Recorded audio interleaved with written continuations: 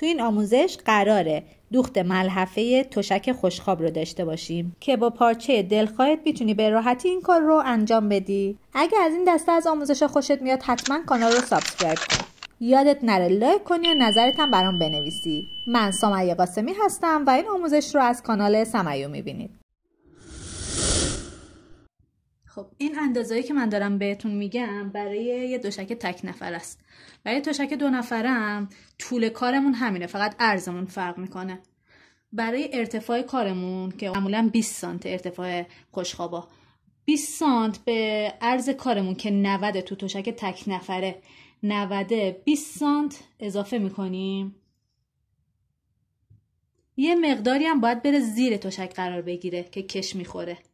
اون مقدار رو معمولا 20 سانت میگیرم، منتها من 10 سانت گرفتم که عرض کارم که عرض ملحفم 150 پارچه‌ام کم نیاد. حالا شما هم میتونید همون 10 بگیرید که میشه 30 سانت. این ورش هم 30 سانت اضافه میکنیم به عرض کارمون، یعنی 90 به اضافه 60 میشه 150. 150 عرض کارمونه. برای طول کارمونم که 2 متره، 2 متر رو به اضافه همون 30 سانت به سمت بالا، 30 سانت هم به سمت پایین میکنیم که میشه 2 متر و 60. طول کارمون 2 و 60، عرض کارمون 150 که این 30 سانت ها رو از کنار پارچمون به صورت مربع در میاریم و دور ریز میکنیم، یعنی اینا از توی پارچه در میاد. یه مربع 30 سانت در میاد.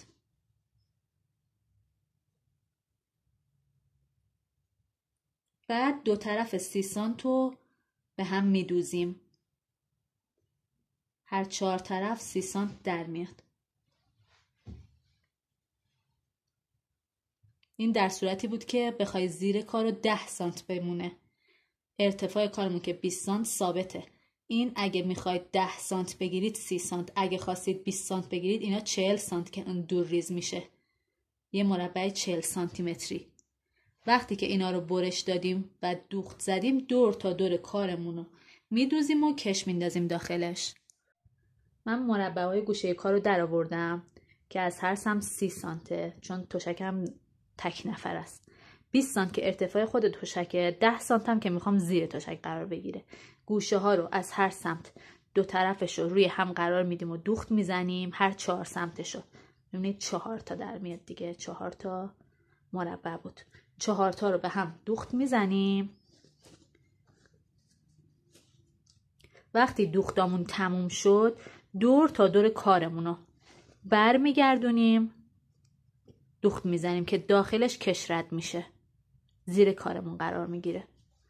این تیکه‌ای هم که میبینید من اینجا دادم پارچم کم بوده که این کارو کردم. شما نیازی نیست این کارو انجام بدید. خب ببینید این قسمتی که گفتم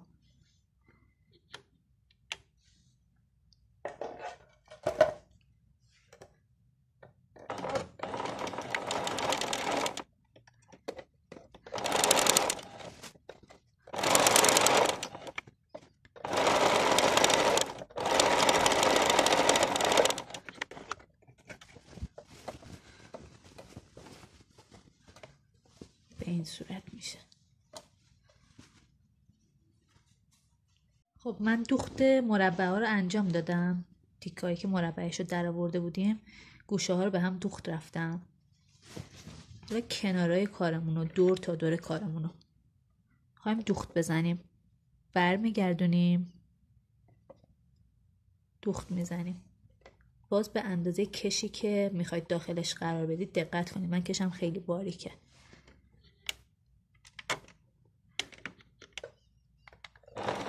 یه جای کوچولو هم بذارید که بعداً برای رد کردن کشتون به مشکل بر نخورید.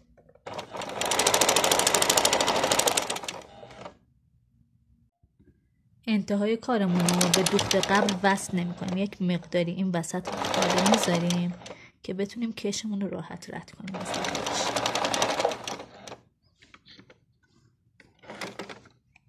ببینید این قسمت رو من یک مقداری فاصله گذاشتم تا انتها نرفتم دوختم که از این فاصله بتونم راحت کشم و بندازم داخلش. خب این از انتهای کارمون. ببینید این قسمتی که مربعش رو در آوردیم و به هم وصل کردیم، این قسمت میشه که گوشه کار قرار میگیره.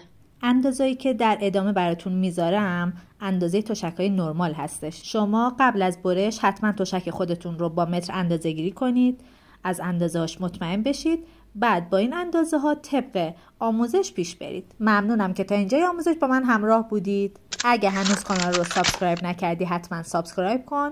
یادت نره لایک کنی و نظرتو حتما برام بنویسی.